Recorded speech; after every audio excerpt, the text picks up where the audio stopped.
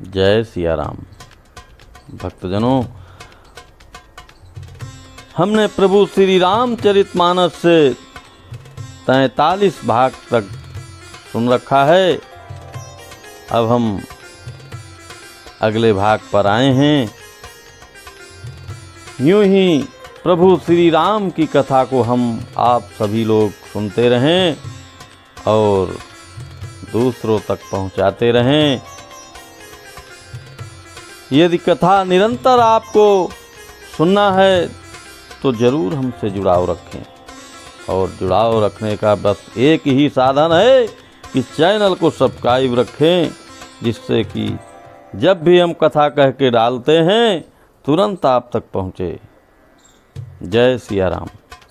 शशिकर सम सुन गिरा तुम्हारी, मिटा मोह सरदा तप भारी। तुम कृपाल सब संसौ हरऊ, राम स्वरूप जानी मुहि परऊ।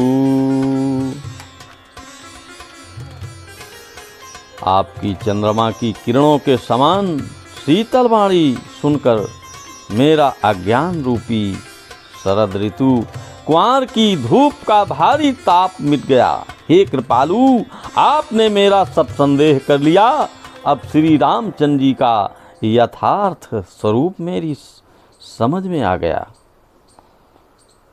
नाथ कृपा अब गयउ विषादा,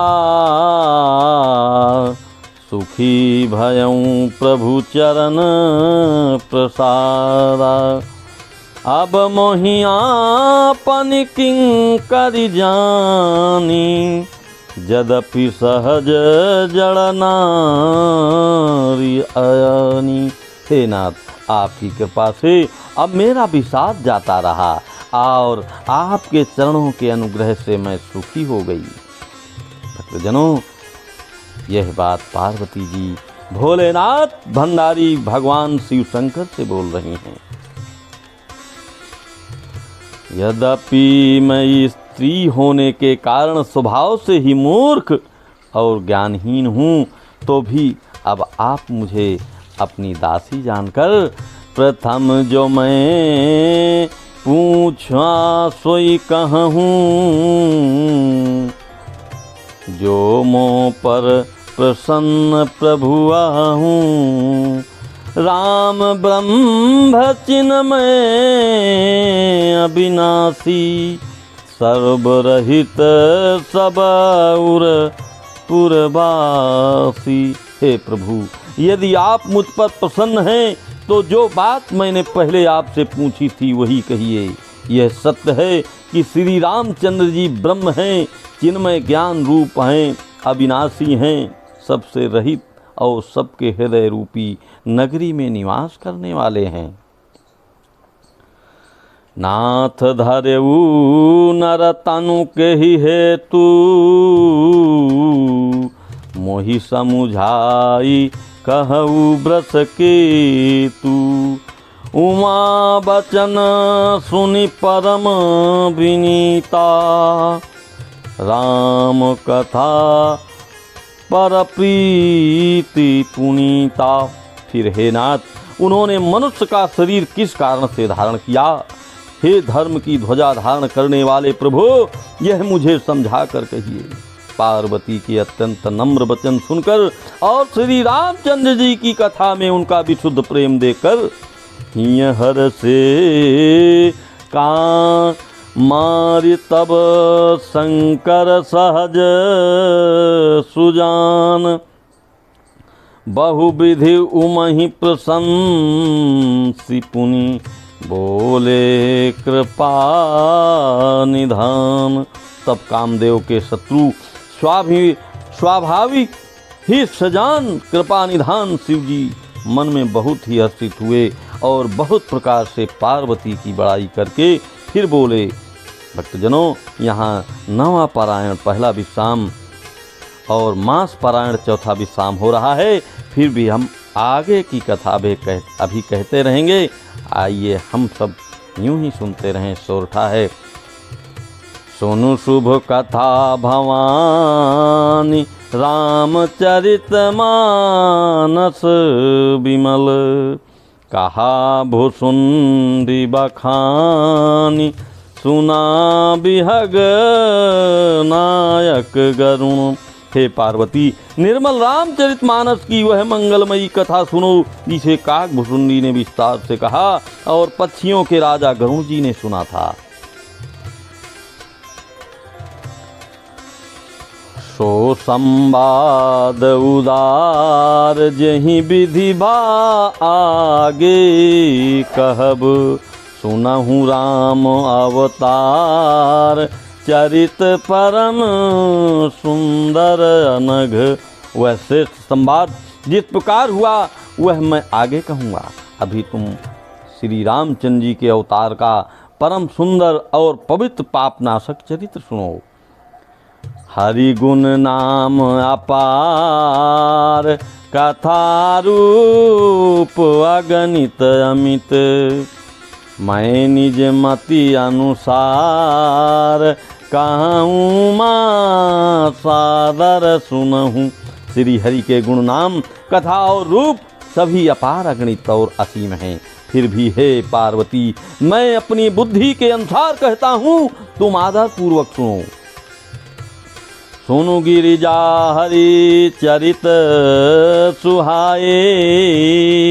विपुल विशद निगमागम पगाए। हरि अवतार है तुझे ही होई। इंद्री मैथ्यम कही जाई न सोई। हे पार्वती सुनो, वेद शास्त्रों ने श्री हरि के सुंदर विस्तृत और निर्मल चरित्र को गाना किया है। हरि का अवतार जिस कारण से होता है वह कारण बस यही है, ऐसा नहीं कहा जा सकता। अनेकों कारण हो सकते हैं और ऐसे भी हो सकते हैं जिन्हें कोई जान ही नहीं सकता। राम तर्क बुद्धि मन बानी। मत हमार यस सुनहि सयानी। तदपि संत मुनि वेद पुराना। जस कछु कहीं स्वामित अनुमाना। हे सयानी सुनो, हमारा मत तो यही है कि बुद्धि मन और वाणी से श्री रामचंद्र जी की तर्कता नहीं की जा सकती। तथा संत मुनि वेद और पुराण अपनी अपनी बुद्धि के अनुसार जैसा कुछ कहते हैं, तस्मय सुख तस्मय सुमुखी सुनावऊँ तो ही। समुझि परई जस कारण मोही। जब जब होई धर्म कह हानि। बाढ़हि असुर अधम अभिमानी। भक्तजनों, जरूर इस चौपाई पर आप ध्यान दें। भगवान ने क्या कहा? कहा कि और जैसा कुछ मेरी समझ में आता है, हे सुमुखी, वही कारण मैं तुमको सुनाता हूँ। जब जब धर्म का ह्रास होगा और नीच अभिमानी राक्षस बढ़ जाएंगे, करहीं अनीत जाई नहीं बरनी। सीदहि विप्रधेनु सुर धरनी। तब तब प्रभु धरि विविध शरीरा। हरहि कृपा निधि सज्जन पीरा। और वह ऐसा अन्याय करते हैं कि जिसका वर्णन नहीं हो सकता, तथा ब्राह्मण गौ देवता और पृथ्वी कष्ट पाते हैं। तब तब वे कृपा निधान प्रभु भांत भांत के दिव्य शरीर धारण कर सज्जनों की पीड़ा को हरते हैं। असुर मारिता पहि सुरन। राखहि निज श्रुति से तू। जग विस्तारहि विशद जस राम जन्म करहे।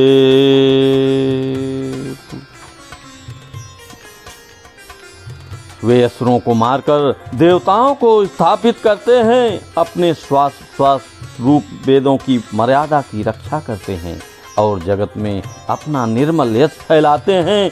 श्री रामचंद्र जी के अवतार का यही कारण है पार्वती जी।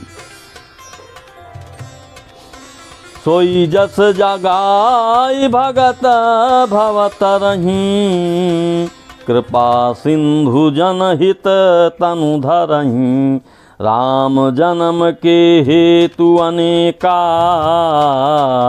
परम विचित्र एक तेका। उसी यश को गा गा कर भक्तजन भव सागर से तर जाते हैं। कृपा सागर भगवान भक्तों के हित के लिए शरीर धारण करते हैं। श्री रामचंद्र जी के जन्म लेने के अनेक कारण हैं जो एक से एक बढ़कर विचित्र हैं। जन्म एक दुई कहूँ बखानी, सावधान सुनु सुमित भवानी। भगवान भोलेनाथ क्या कह रहे हैं पार्वती जी से, आगे ध्यान पूर्वक भक्तों सुने। द्वारपाल हरि के प्रिय दो, जय अरु विजय जान सबको। हे सुंदर बुद्धि वाली भवानी, मैं अनेक दो एक जन्मों का विस्तार वर्णन करता हूँ। हे सुंदर बुद्धि वाली भवानी, मैं उनके दो एक जन्मों का विस्तार से वर्णन करता हूँ। तुम सावधान होकर के सुनो। श्री हरि के जय और विजय दो प्यारे द्वारपाल हैं जिनको सब कोई जानते हैं। विप्रसापते दूनों भाई, तापस असुर देह तिन्ह पाई। कनक काशिप अरुहाट कलोचन, जगत विदित सुरपति मदमोचन। उन दोनों भाइयों ने ब्राह्मण सनकादि के शाप से असुरों का तापसी शरीर पाया। एक का नाम था हिरण्यकश्यप और दूसरे का हिरण्याक्ष थे।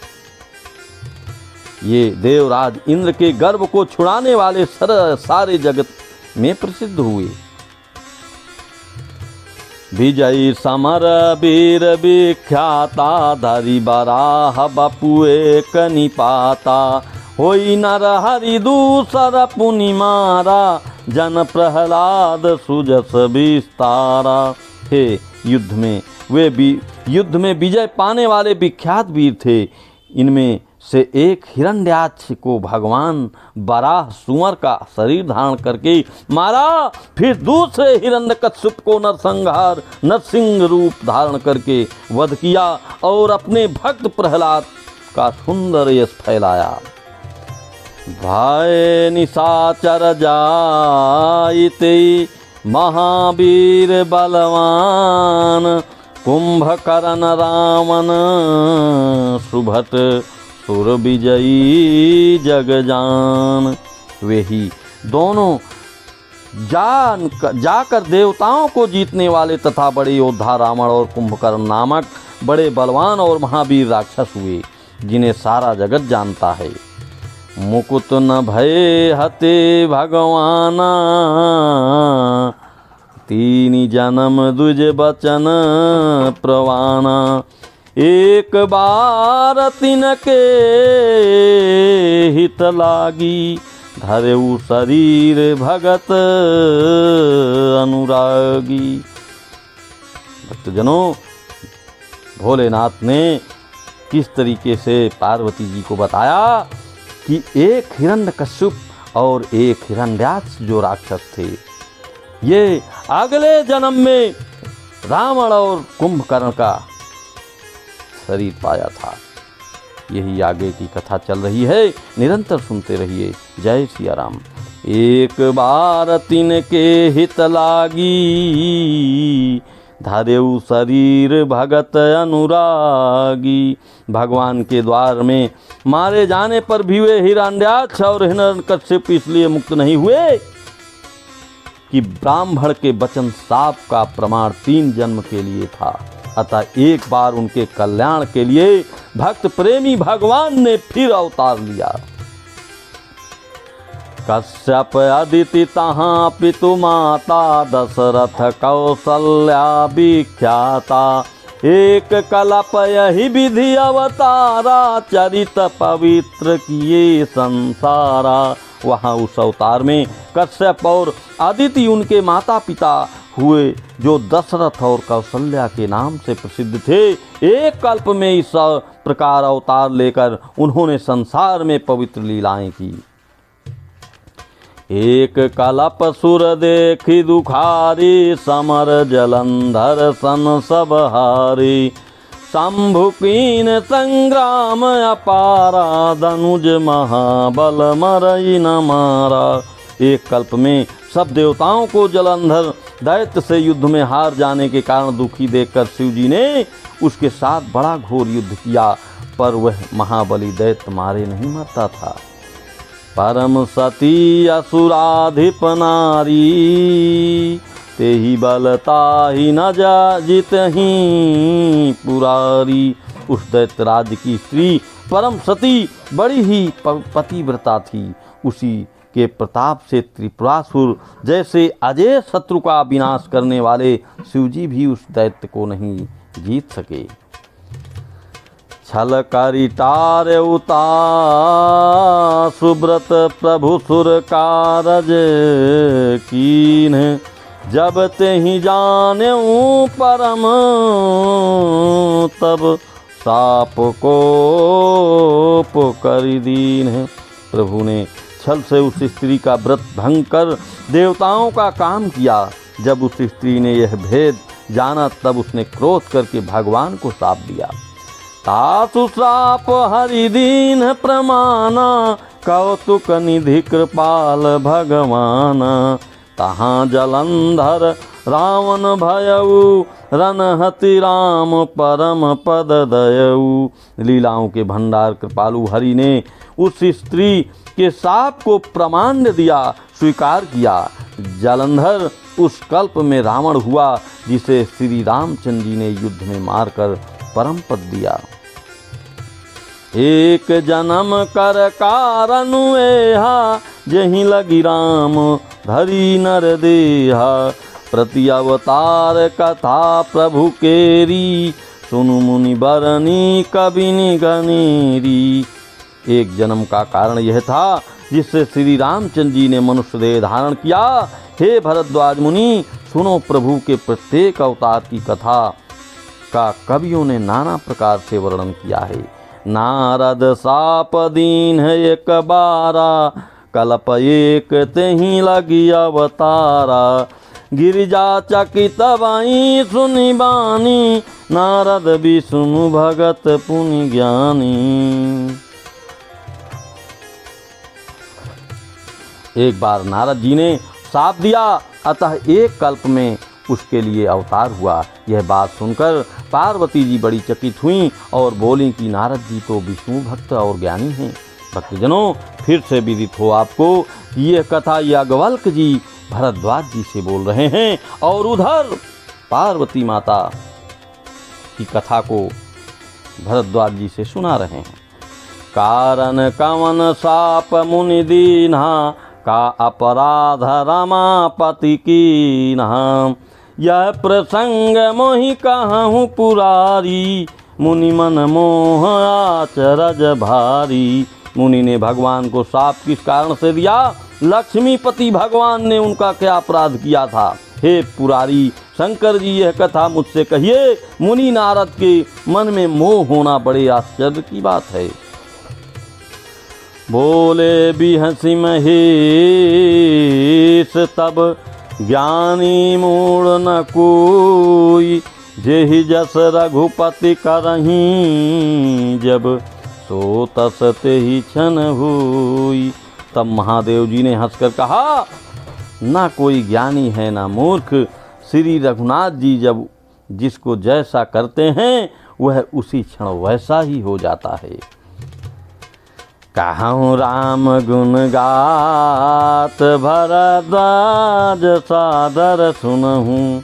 भाव भंजन रघुनाथ, भजु तुलसी तजिमान पद।